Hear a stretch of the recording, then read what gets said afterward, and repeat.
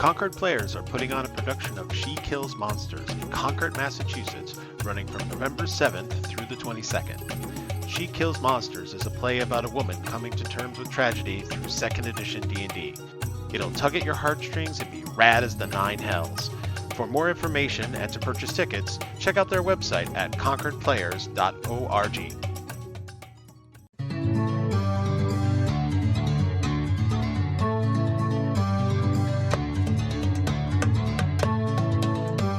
Welcome to the Game Masters Book Club, where great fiction becomes great RPG experiences. I'm your host, Eric Jackson of K-Square Productions, and today we journey into a steampunk alt history of New Orleans in the novella by Djèlí Clark called The Black God's Drums. On this journey, our guides will be returning Game Masters Ian Eller, Alex Jackal, and Sean Murphy. Join us as we thoroughly explore all the steampunk possibilities. Let's get into the conversation. Ian, would you care to introduce yourself to the podcast? And since this particular story is based around using a magical piece of tech, can you talk about a time in your game mastering when you either got magic in your tech or tech in your magic, the Reese's Peanut Butter Cup of gaming? I can definitely talk about that because that is one of the things I really, really enjoy doing regardless of what specific genre or game I am running. First of all, my name is Ian Eller. I am a sometimes freelancer and all the time GM and overall really smart and handsome guy. This podcast is not being live fact-checked. I was told there would be no fact checking. So one of my favorite times of slipping some technology into a fantasy game was a few years ago. I ran a Return to the Isle of Dread adventure at Carnage Con in Killington, Vermont. And being a big fan of Gamma World and a big fan of generally weird fantasy that includes science fiction elements, I don't know if anybody remembers what they are, but I had a Gamma World death machine, basically a small orb of doom, in a crater. And the crater was full of magic items that had been dropped by the various adventurers, wizards, and others that tried to get to it and were disintegrated. So it became a question of, do we or don't we? And of course, they're gamers at a convention, and so a couple of them did. So it was a race across the field of this crater, trying to grab as many pieces of item that they could see on the ground and get out before they were disintegrated. Sadly, only one was disintegrated. Oh, I'm so sorry. Do love a good mixed genre. I do love a twisting of the differences. What is magic and what is technology, and how do those things come together? Sean, would you like to do your introductions and give us a little story as well? Sure, Sean. I've been gaming for, I don't know, years and years, decades and decades. Not nearly as smart or handsome as Ian, but, really trying to get to that level of things. Keep trying, buddy. You'll get there. I don't know. It's so far away. So far. I'm going to do, I think it's Arthur C. Clarke. Sufficiently advanced technology is the same as magic. So I feel like I may be introducing technology into my magic games. And most of the games I play, their technology base have a magic component to it, like Call of Cthulhu or something of that nature. And I try not to bring in magic to more straight-faced technology-based games like spy game. I think the only place that sort of directly comes up is that I do like bringing technology for vehicles into games because they can often serve as a marker for what used to be there in terms of society, and finding spare parts is a nice side quest when you can't remember what you were going to do that night for a game. That's a darn good tip right there. Alex? All right, name's Alex Jackal. I'm a longtime GM, and of course, no one's as beautiful or as charming as Ian is, but we do our best. And I've been GMing for a long time, and I love the art and the science of GMing. That's one of my fascinations, and the how storytelling and players, what they want, all weave together. I have two places I've woven magic and technology together. One of them is that I run a campaign, and I've been running it for decades. That's sort of a high fantasy, almost a classical high fantasy campaign. And some of the characters are wizards. And the wizards build artifices, and that starts to look a lot like technology. Some of the skills that those characters have created over the years and have developed over the years could be like computer programming or building equipment that then does things. Now, the physics of it is all magic, but if you were to watch the game, it would look like, wait, he's working on a panel and he's programming the thing to do the thing he wants to do. And then it does things that look like machinery that then do things. And so that's one of the ways that I've mixed. I don't do the classic, it's a gun, but it shoots laser beams or shoots magic missiles or something like that. But when wizardry gets to a certain level, I start to have it look a lot like technology. And the things that create the reality of the world that the wizards are working in, that machinery looks like machinery. It looks like computer. It has that feel of it. The other place is ironic. It was funny, Sean, that you mentioned spy games. Is in spy games is that I weave in a little bit of magic in the sense of to make the spy games less like in real life, where if a sniper from a quarter mile away was aiming at you and then pulled the trigger, what the most likely result is your head will explode. In most of my spy games, there is this intuition, this sense that people have. And I hand wave it away and say, oh, it's the combination of your enhanced senses and your high training and blah, blah, blah. But what it basically is spidey sense. Is that high-level spies in the spy campaign I run have a chance to just go, hey, someone's coming up behind me. Hey, there's a sniper half a mile away that's aiming at my head. I better duck. If I keep driving down this road, I'm going to run right into that Mack truck that I haven't seen yet. That kind of thing, and I weave that in. It's not really technology and magic, but it's more like magic appearing in a technology-oriented setting. Those are the two kind of places where I've done that. So just to your first one, thank you for that. But I absolutely want to recommend to you a YA series by an author named Diana Duane called So You Want to Be a Wizard. If you have not read these, they treat magic very much like technology, and the building of the reality manipulating spells that they make is very computer program oriented. So if that's something that you like, those are great books. The first book is very YA because it deals with the youngest version of the characters, but as the series moves on, they become older, and I think the plot and the characters and everything else becomes more sophisticated. So I recommend that series to you just based on that. As far as my technology, my current campaign has a artificer who is building, my characters have nicknamed them Silborgs, as in they're Sylvan cyborgs. They are constructs of the magical kind, but they have all of these different adaptions to them. And so they've become these sort of pseudo robots. And also just to say, hi, I'm Eric. I'm the host. I am not going to get into this objectification of Ian. I think he's a great guy, and he's got a wonderful personality. That's our tech and magic section. And now on to our book summary. Today, we're going to be talking about Djèlí Clark's The Black God's Drums. The Black God's Drums is a novella set in a steampunk alt history where the Haitian Revolution is successful thanks to a powerful weapon, the titular Black God's Drums, which create powerful storms to wipe out fleets, but also causes massive collateral damage. Also, in this timeline, the Confederate States still exist, having fought the Union to a standstill and mind-controlled their slave population with psychoactive gas called Drapeto. The story takes place in an independent New Orleans. Our point of view character is a young street thief named Creeper, who is also inhabited by an Orisha, which is an African god or spirit of the storm. Captain Anne Marie St. Augustine is another character that we encounter, an airship privateer for the Free Isles, the Haitian nations, and who is also possessed of an Orisha. She overhears a plot by the Johnny Boys, which are the local Confederate sympathizers, to kidnap the Haitian scientist Duval, who helped develop the Black God's Drum. A rescue is planned and executed, and though the device is set off, the storm is countered by both Creeper and St. Augustine's Orisha-based powers. The entire story is told in the first person by Creeper and presents us with a vividly detailed and well-constructed world that is, in my opinion, in need of RPG exploration. So yeah, that pretty much sums up the book. Are there other parts that I missed that I should absolutely point out?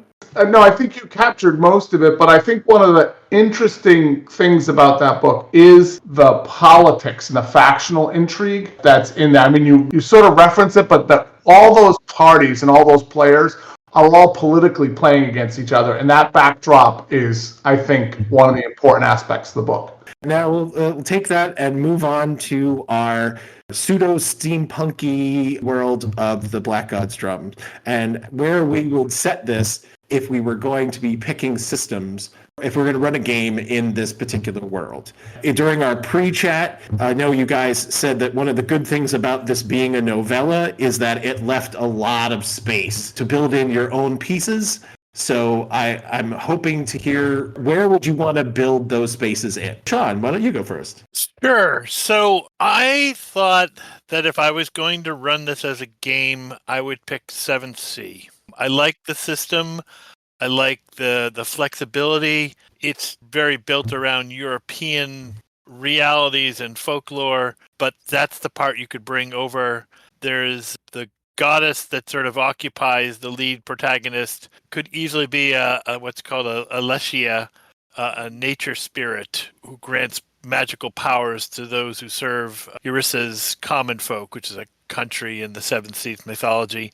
You could easily transport all that over, move it up a little bit in time to be further from where 7th Sea is generally set.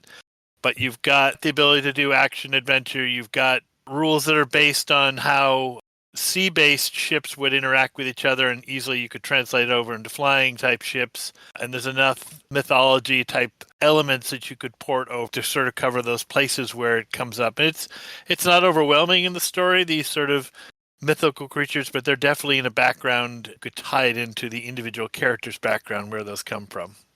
Awesome. Go ahead, Alex. Would you like to take up the conversation? As usual, as everyone who knows me knows, I believe that the system is one of the least important things, and the themes are more important. However, there are a couple of systems that I think would be really powerful for this, depending on which things you want to emphasize. I was thinking Blades in the Dark might make a very good thing because of the character-driven sort of play to it, the narrative play, and allows you to handle factions well and sort of heist-style missions, which is very much in this thing. And maybe Powered by the Apocalypse, because it's good for social intrigue, alliances, moral gray zones, and can handle some of the weirder things like spiritual possession and stuff like that. The other thing, as I was trying to think of what systems would sort of be interesting in this, the whole part of the story where it's about people dealing with choices they make, and people dealing with being possessed and having to share choices with these divine forces, made me think of, and bear with me here, Thirsty Sword Lesbians. Because in Thirsty Sword Lesbians, everything is framed as a moral and ethical decision, right? It's a choice you make based on input and listening and understanding what other people's perspectives are. And I think that is a key theme in this story, and you could really play with that to make a very interesting narrative in this kind of setting. Those are what I was thinking of in terms of systems for this particular story. And I think this would be a great campaign, right? There are so many different elements. People who like intrigue could like it. People who like magic could like it. There's a lot of things you can put in here that will make a lot of different player types happy and engaged. And so I think this would make a great campaign setting. Hey, Alex, just for clarity's sake, Thirsty Sword Lesbians is in fact a Powered by the Apocalypse game. Is that true? I don't know if it is. It might actually use Powered by the Apocalypse as its sort of foundational structure, but it has a particular feel to it, like how it's GM'd and the rules for GMing it that have to do with the choices and stuff like that. So it might be. I literally don't know, because you know how much I pay attention to systems. It is an Evil Hat production, which I know they very often use Powered by the Apocalypse, and it does say in their Wikipedia that it is a modification of the Powered by the Apocalypse game system. I feel even smarter now. That's great. Well, Ian, Enlighten us in what system you would place this game. Right. So when I am thinking about building in a setting that has a lot of components to it that, especially if it is mixed genre and such, I always almost immediately go to Savage Worlds. The current Savage Worlds edition, Suede, or the Adventure edition, is especially good given that the core book in that covers a lot of ground and there's a lot of options that you can do, and you can find that space where there's a little bit of technology and a little bit of magic and a little bit of history and characters that are capable, which is important, right? In addition, one benefit of using Savage Worlds, any edition of Savage Worlds really, is that given that this is a fantastical steampunk alt history in America with a active Confederate States of America, you have all that Deadlands material that you can pull from. Like Deadlands is that genre, except it is focused primarily on the Old West part. But a lot of those tools, a lot of that technology, a lot of that steampunkness, and a lot of those magical feelings, if you excise some of the more Call of Cthulhu-esque elements of it, Deadlands has a lot of useful tools here, making Savage Worlds, I think, an extra good choice just given those resources. What I would do, because when I was reading this book, I was thinking them, yes, it's fantasy, but I felt like the characters with powers were more like supers characters than they were like fantasy wizards or clerics or whatever. And so having a powers system built in like Savage Worlds does, or even a superpower system if you get the superpower companion, allows you to build the characters that we see in the book relatively easily without the kind of the overhead that you'd have if, say, you wanted to use champions or GURPS or even mutants and masterminds. It's relatively light power building in Savage World, so I think that also makes it a good choice. Awesome. When I was reading through this, one of the things that I felt really strongly about it was that I have actually played in a game of Castle Falkenstein, which is, I think, one of the original attempts to try and do steampunk. The system of Castle Falkenstein is this card-based random number generator system. I find it very awkward to use. I've never really gotten it to work the way that I think it should. So in that regard, Castle Falkenstein probably isn't the best bet, but they do have a supplement called Six Guns and Sorcery, which has air pirates of the Gulf, and it has an independent state of Louisiana, and it has not Orishas, but it has Vodun. It's got a little bit of that packed in there, though obviously those are completely separate religious systems. And it was written in 1996, and we've had an evolving awareness of being a bit more aware of how cultures work together. But given that exception, I think that's a really interesting world base. If you're going to put it someplace, that's a great place to kind of drop a lot of this information.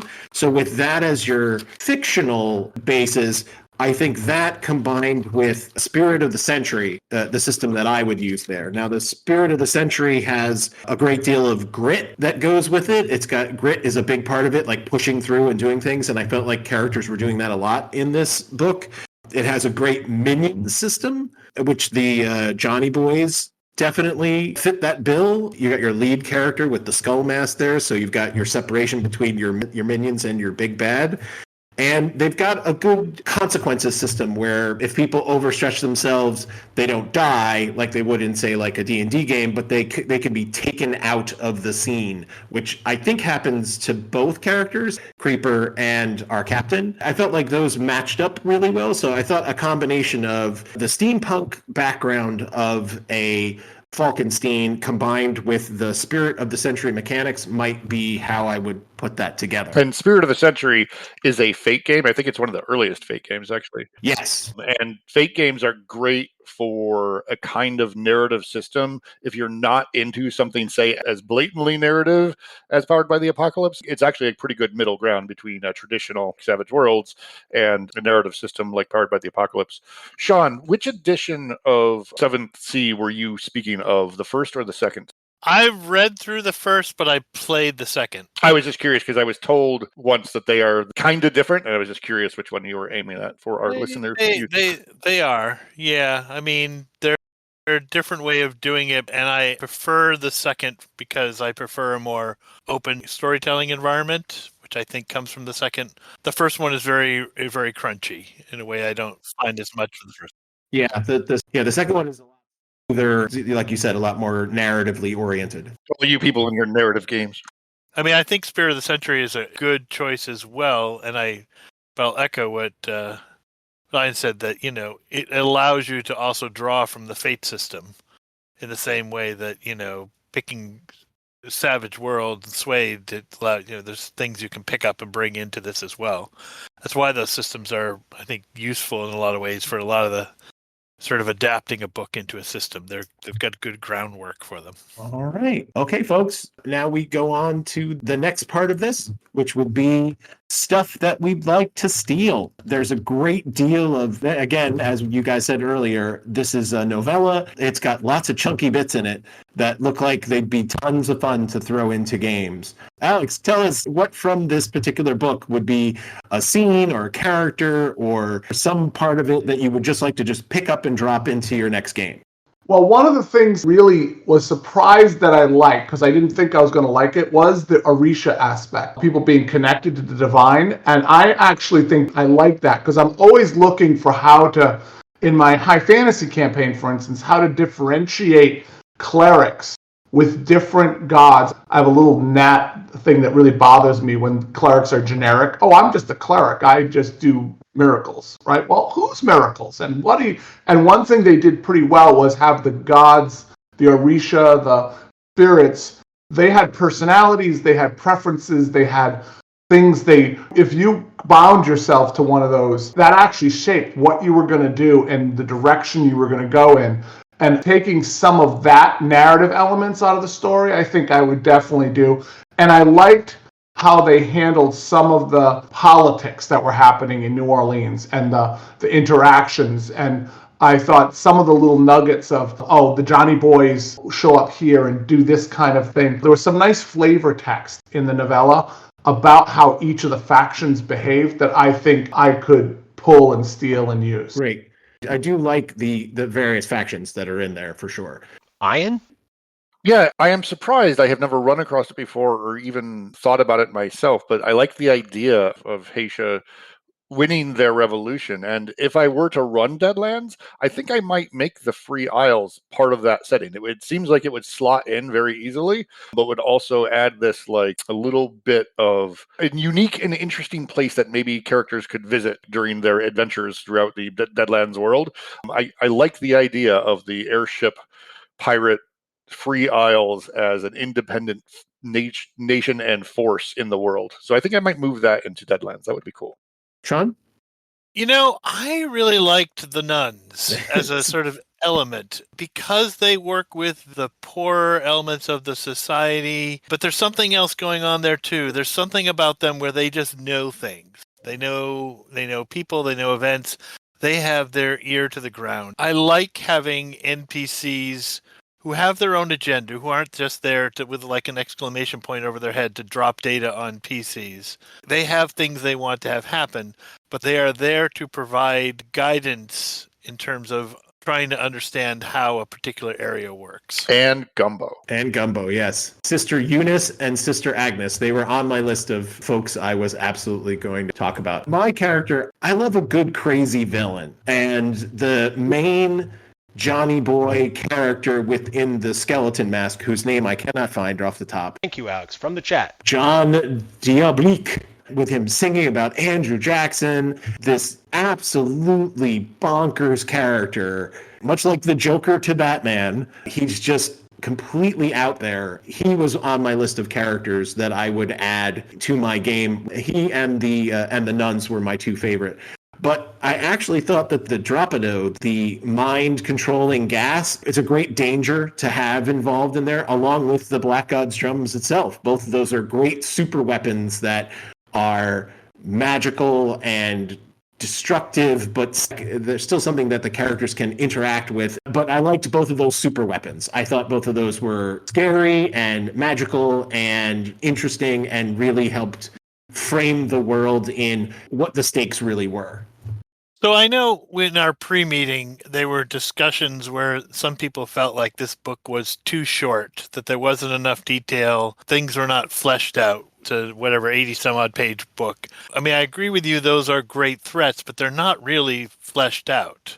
And frankly, I kind of prefer those sort of books when I'm trying to say, boy, I'd like to adapt this over. Because I find the books where there's a ton of information and and all that going on, you just sort of trip over chronology and all. It's a little bit too overwhelming. I think these sort of books inspire more creativity for the GM and give them more flexibility to stretch out. That's not saying I wouldn't love to have a second volume of this book and for this to be a little bit bigger book. But we know that those two things are threats, but we don't know very much about where they came from, what their origins are, or anything like that at a sort of a deeper level. Right. There's a lot of room to play with, say, the Black God's drums, because we don't know anything about how they work, right? And so if you're a GM wanting to use that as a thing in an adventure, you can do whatever you want with it, right? Depending on what kinds of activities you want your players to be able to do in order to stop that threat. Yeah, you could make it very technological if you have a research or investigatory sort of group, or you could make it very magical and make it much more miracle-y and do a deep exploration of the gods, and it leaves us a great deal of space. You know, I hadn't thought about this beforehand. When I run a game, I run a 0 session. I'll say, you know, these are the kind of elements we're going to have in the game. This book is the sort of book that you could hand to your players and say, this is the world you'll be playing in. And you wouldn't be giving away anything overly deep. But they'd walk away 80 pages later in the same way that sometimes there'll be player guides to campaigns. It's similar to that in that sense. You could give the players a good sense of what was going to happen, but not so much detail that they're like, that's not the way it was written in the book. Yeah, right. It's almost like if you sat a group down and you showed them A New Hope, right? And you said, okay, our game starts the next day, right? You could do the same thing with this book where you're like, yep. And that storm was stopped by some weird force, and now we start. Right. And now you are people in New Orleans and And these are, you know, you'd have a very good sense of what the world was without, like Sean said, it being like you'd be fighting against the world to play this game. Yeah, that's great. Yeah, I wonder if there's actually a market out there where people could get together and write short novellas and sell them as session zeros. Well, think about all the games from the 90s that, like, especially, I mean, World of Darkness games, of course, but even Deadlands and a lot of those games had 50, 60, 90 pages of this is what the world is before you get to character generation, right? Like, I'm thinking specifically, just because I really like the game, Aberrant, right? There's a ton of in-world advertisements and news stories and so on and so forth. That's sort of what that is, right? It's a different experience because you're reading it as a novella, but the world is given as established as the first thing that a lot of those 90s games did. And then you get to, okay, so now what are you going to play in this space? Yeah, that's Falkenstein right there. All of Falkenstein is like that, yeah. And the new 7th edition Call of Cthulhu starts with a Lovecraft story. You start by reading a story in that genre to sort of get your sense of how that's going. Is that new? Has that not always been the case? Because it would seem like that would be an important thing. You were right, by the way, that they do have stories in the 6th edition. I just noticed it perhaps for the first time. I remember playing a Thieves World game where, you know, we read the Thieves World books right before playing, and it was just set in that world and had a lot of those characters from the books. That was a totally enjoyable experience. I have one sci-fi campaign that I run with a friend of ours, Jim Mokel, and he actually wrote 4 little short stories set in the world, and that set the whole tone for the game in reading those little stories. So I think I'm a big proponent of that. I think it really makes a big difference in the setting.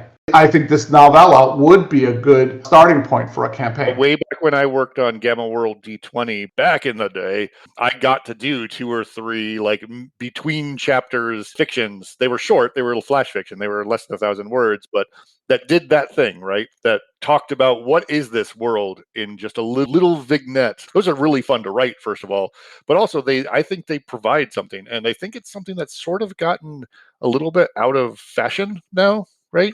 Well, I would agree with you in that I think there's been a very strong push to move away from here, let's give you the entire world and then build your character, to move us to this era where one-page RPGs are, what's the shortest way you can do it so you can give everybody the most creative freedom? but then we lose the frame, right? If you don't have a very well-developed gaming group and everybody is thinking along the same lines, if you don't have a tone setter, like, say, this novella, it's harder to generate all of that on your own. Right, and we use shorthand for that, right? Blades in the Dark is a heist game in a dark fantasy world, and that's all we say anymore. Now, I have a copy of Blades in the Dark on the shelf, but I can't remember whether or not it starts with a bunch of in-world fiction so that you understand what the world looks like. I don't know if that's true or not. But it does have a list at the back where it says, hey, if you want to play Blades in the Dark, here's a list of books and media and other things that will you find your frame. It does at least provide that. With that as a segue, Let's start with Ian. why don't you tell us what books or media do you think will complement this particular novella? What's funny about that is that the book I am going to mention is actually probably on the Blades in the Dark book list, right? Because I think that Lies of Locke Lamora, which is a great fantasy novel, first of all, is a good link here, not necessarily because it looks anything like Black God's Drums, but because it is about the same kinds of people in a place that is very similar. There's a lot of depth of the fantasy and the weirdness of the location, and then these ne'er-do-wells and people on the fringes of their society trying to make their way in that place, right? And I think that there are books and stories and movies that might be closer to Black God's Drums as far as the specific details or whatever, but I think the feel of Lies of Locke Lamora actually fits pretty well with the world that was created in Black God's Drums. Sean? Yeah, I'm going to recommend a book by a handsome and brilliant author called Eller and the Moon. And the similarities here for me are you start off in a world that it's clearly post-apocalypse and even post-post maybe even. There's a lot going on that you have to sort of figure out as you're going through the reader. Eller and the Moon is in a different setting, so we don't have the geographic reference points and historical reference points we do Black God's Drums, but I think that it's fine. And it's about a lead character who is special in their own way and sort of needs to make their way into the world, essentially on the sheer force of their personality. It's a book that's longer than Black God's Drums at 251 pages, but I think it has a similar element into it in that the lead character doesn't just stay in one place, the lead character goes to different locations. And so each of those different locations, you have enough information to understand what's going on, but it leaves you wondering, there's questions unanswered, things over here that you're like, boy, what's going on there that as a reader makes you want to find out more. And for those who are not getting the in-joke, or not a joke, actually, Ian Eller is the author of that book. Thanks for the plug, man. And the vague level of that storytelling is intentional in Eller and the Moon. It is supposed to feel almost like, again, I keep going back to this, but the Star Wars world building, in which there's a neat thing there and you know a little bit about it, but it ruins it sometimes, I think, to delve too deeply into how something works, because then it starts to fall apart. The other thing is, I think it's a perfect book for this particular session as well, because there's clearly magic there, but there's also technology and how they interact with each other. I've got some ideas for it, but it's not laid out, here are the rules, which I think, again, gives the flexibility that I like to have when I read a book. At least when I'm thinking of adapting a book over into an RPG setting. I have two books that I think would be particularly good. One is by N.K. Jemisin. It's called The City We Became, and it's sort of an urban fantasy that has a lot to do with identity and myth, and it's about a living city that's under attack, but it has the same sort of feel as this story did. And the other one is a book called Everfair by Nisi Shawl, and that's a steampunky book, but it's set in the Congo, and it has a focus on colonization and resisting colonization and speculative technology that's sort of a little magical, a little native, sort of Afrocentric. And that's very interesting. It has a similar feel. It's not as short, right? So it's a little bit of a deeper story, but that's also very good. Though both of those are also have that underlying philosophical, they make you think while you're reading them. Yeah, so I have three, and they get progressively further away from the story itself. The book that I think is the most closely related to this is a book called Dread Nation by Justina Ireland. It is a book where zombies appear during the Civil War, and there are young black girls who are trained to fight zombies to protect young white ladies from the zombies. There's also a conspiracy at the heart of it, and there's obviously a great deal of discussion about where people belong, and there's racial tension. So I think that book is very much right along the same line. So that would be the most direct piece. The next one is about Skyship. There's a novella called A Matter of Execution. It's related to the echoes of the Imperium novels by Olivia and Nicholas Atwater. It has skyships, quirky crews. Instead of Orishas, it has fae-based magic, but there's still people being possessed. And the world it's a fantastical world rather than an alt history, so it's getting a little further away. But I really like that novel. It's one of the more recent steampunk novels that I have read.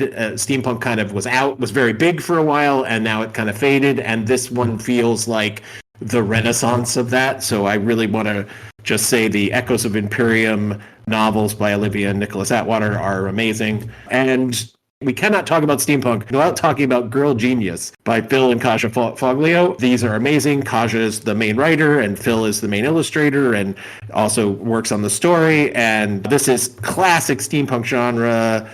Magical engineers called sparks. There's skyships, and it's an alt history that takes place in Europe, though. But it's way crazier and way more comical version. So it's the furthest away from that, but still, I think, touches what The Black God's Drums by P. Djèlí Clark was all about. Other than Ian Eller has an amazing book, do folks have other events or writings or web pages or games or anything that you're involved in that you want to talk about? I don't have anything hard yet, but I am finally finishing a very long path through higher education in just a few weeks now. And once that is complete, I am going to redouble my efforts and get back to freelancing and writing and creating both fiction and games. So stay tuned as we do more of these in the future. I will have announcements. Congratulations to you, Ian. For finishing that up, that's amazing. Thank you. Alex, anything to add? No, good time at Rising Phoenix Gaming. Sean? No, I don't have anything particularly pressing. The Skype of Cthulhu people continue to churn out episodes on a fairly regular basis, so just finishing up the Order of the Stone campaign in that, and I think if people are listening and are interested and want to come find us at conventions, we tend to be at Carnage, we tend to be at Total, and we are absolutely at Rising Phoenix. And that's our discussion of The Black God's Drums by P. Djèlí Clark. You can find a complete transcript of today's discussion, as well as links to all of our podcasts at k-squareproductions.com/GMBC. You can learn about upcoming episodes on our social media on Blue Sky at gmbookclub.bluesky.social, on Facebook at Game Masters Book Club, and on Instagram at Game Masters Book Club. You've been listening to the Game Masters Book Club, brought to you by me, Eric Jackson, and K-Square Productions. Thanks again to our returning Game Masters Alex Jackal, Sean Murphy, and recent graduate Ian Eller. Congratulations again, Ian. Look for those awesome Game Masters to return when the Game Masters Book Club reads Necroscope, the first book in the award-winning horror series by the same name by Brian Lumley. Continued praise and thanks to John Corbett for the podcast artwork and Otis Galloway for our music. Later, gamers, and to paraphrase the great Terry Pratchett, always try to be the place where the falling angel meets the rising ape.